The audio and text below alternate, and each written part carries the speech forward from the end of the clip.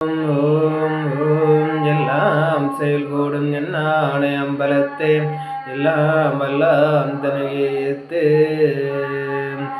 திருவாக்கும் செய்கருமம் கைகூட்டும் செஞ்சொல் பெருவாக்கும் வீடும் பெருக்கும் உருவாக்கும் ஆதலால் வானோர் மானை முகத்தானை காதலார் கூப்புவர் தம் கை திருவடியும் தண்டையும் சிலம்போடு ஊடுருவ பொறுவடிவேலும் கடம்பும் தடம்புயம் ஆறிரண்டும் மறுவடிவான் நவதன்கள் ஆறும் மலக்கண்களும் குறுவடிவாக வந்தேன் உள்ளம் கொதி கொண்டவே யாம்போதிய கல்வியும் எம் அறிவும் தாமே பிற வேலவர் தந்ததனால் பூமேல் மயில் பூயரமே புணர்வீர் நாமேல் நடவீர் இனியே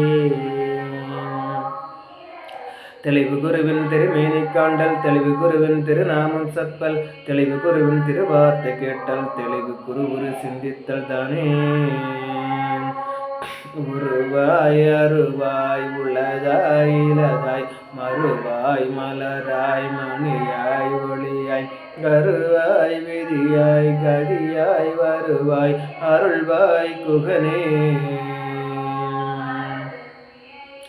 சைவத்தின் மேல் சமயம் வேறில்லை அதில் சார் சிவமாம் தெய்வத்தின் மேல் தெய்வமில்லை என்னும் நான் மறை செம்பொருள் வாய்மை வைத்த சிறு தேவாரமும் திருவாசகமும் உய்வை பெற செய்த நால்வர் பொற்றாள் நம் உயிர் துணையே புலியர்கோன் வெப்பளித்த புகழியர்கோன் கடல் போற்றி ஆளும் இசைக்கல் மிதப்பில் அணைந்த பிரான் அடி போற்றி வாழி திருநாவலூர் வன் தொண்டர் பதம் போற்றி ஊழிமலை திருவாத ஊர திருத்தாள் போற்றி ஒன்றியவாறும் உடலில் கிடந்து என்று நம் ஈசல் நடக்கும் என்பது தென்தில்ல கேர திருந்த சிவனுடைய நின்று தொடுதன் நெஞ்சத்தினுள்ளே உடம்பனும் மனையகத்தே உள்ளமே தகலியாக மடபடும் உயிர் நேட்டு உயிரினும் திருமயக்கி இடப்படும் ஞானத்தையால் எரிகுல இறந்த நோக்கில் கடம்பவர் காலதாதை கடலடை காணலாமே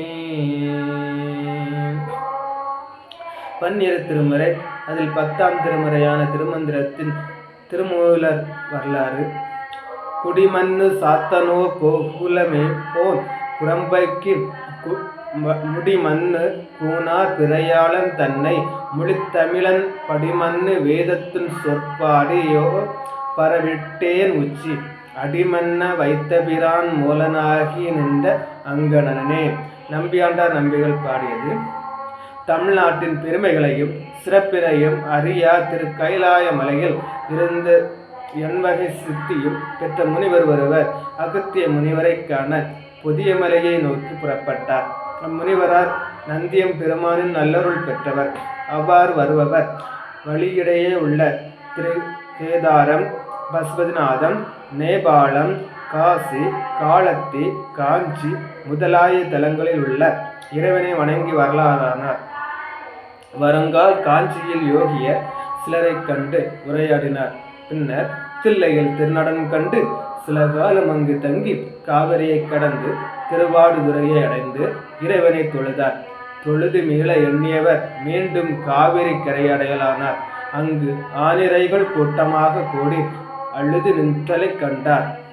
திருச்சிற்றம்பலம்.